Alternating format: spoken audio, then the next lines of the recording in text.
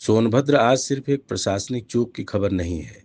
यह उस पूरे खनन साम्राज्य का खुला पर्दाफाश है जिसने सरकार के विकास वचन पर लानत भेज दी है। जिस दिन मुख्यमंत्री योगी आदित्यनाथ आदिवासी गौरव दिवस मना रहे थे, उसी दिन आदिवासी भूभाग की छाती को चीरती हुई एक खदान मानकों के लगभग 2 गुना गहरी मिलती है। यह संयोग नहीं, शासन प्रशासन की मिलीभगत और खदान मालिकों की बेखौफ लूट का वह प्रमाण है जो अब खुलकर सामने आ चुका है।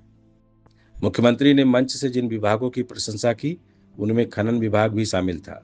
वही विभाग जिसे वह खुद देखते हैं। लेकिन सच यह है कि खनन विभाग के नीचे बरसों से एक अंधेरी सुरंग बन चुकी है, जिसमें ना तो नियमों की रोशनी पहुंचती है और ना ही कानून का डर। जो खदान मानक से 100% अधिक गहरी पाई गई है, वह किसी पिछले शासन की विरासत नहीं, इसी सरकार के कार्यकाल की बनाई हुई एक खतरनाक कृत्रिम घाटी है। और यह घाटी सिर्फ मिट्टी की नहीं, चरित्र की भी है। आप लोग उसमें तुरंत देखे हैं ये हादसा होते हुए? हाँ, कुछ देखा हम सर। तो आपको क्या लगता है कितने लोग यहाँ पे अभी दबे हुए हैं? अभी कम से कम 15 आदमी दबे हैं पूरे। 15 आदमी दबे हैं। और आप लोगों को ये पता था कि आज काम बंद है, आज योगी जी आ रहे, फिर भी काम कैसे लगा? जैसे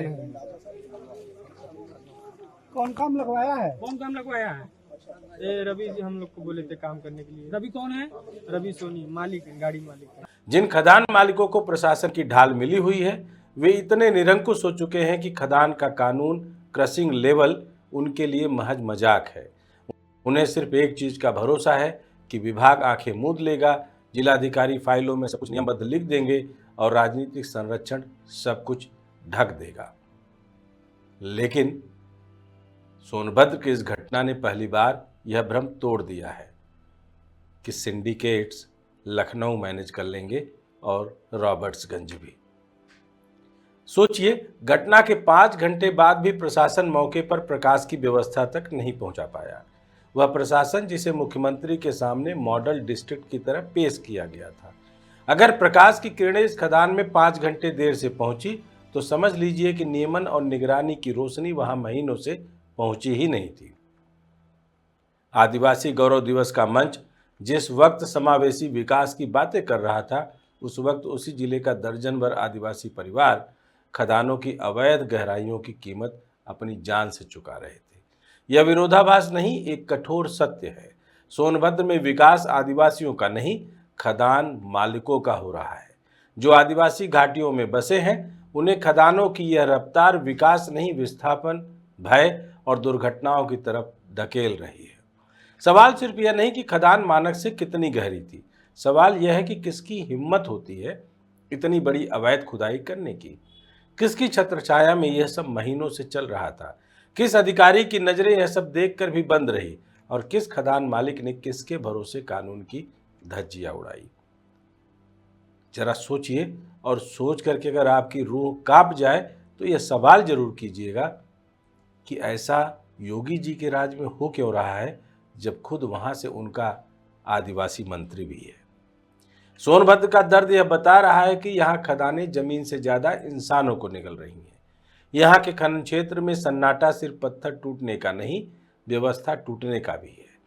खदान मालिकों की दबंगई रात के सन्नाटे में नहीं, दिन के उजाले में चलती है और प्रशासन सिर्फ उन्हें देखने की औपचारिकता निभाता है, या यूं कहें हर बार देखकर अपना माल लपेटकर चला जाता है। और एनजीटी की बात करना यहाँ लाजिमी नहीं होगा, क्योंकि एनजीटी सब कुछ देख रही है, लेकिन कार्रवाई में थोड़ा वक्त लगेगा, सबूत प्रशासन जुटाने में लगा हुआ होगा। अब वक्त है कि इस जिले में खनन माफिया शब्द को किसी रिपोर्ट का हिस्सा समझकर भूल न जाए।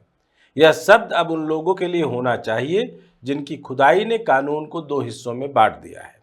एक हिस्सा उनके लिए जो नियम बनाते हैं और दूसरा हिस्सा उन आदिवासियों के लिए जो हर दिन नियमों की हत्या का शिकार होते हैं।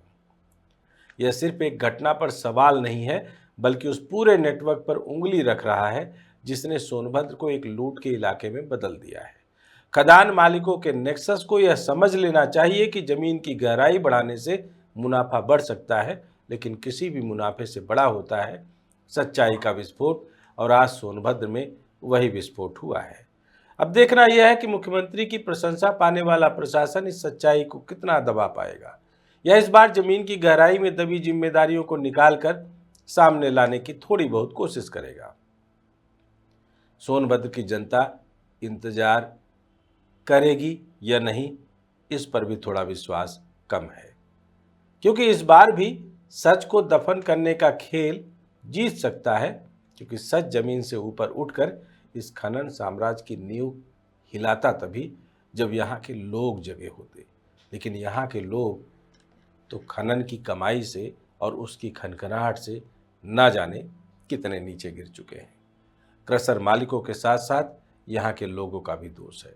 शासन, प्रशासन, मंत्री, मुख्यमंत्री और पूरे सत्ता तंत्र को आपके पर्यावरण से तब तक कोई लेना देना नहीं है जब तक आप यह बताएंगे नहीं कि आप कितनी जमीन के नीचे धंस चुके हैं। जय हिंद, जय भारत।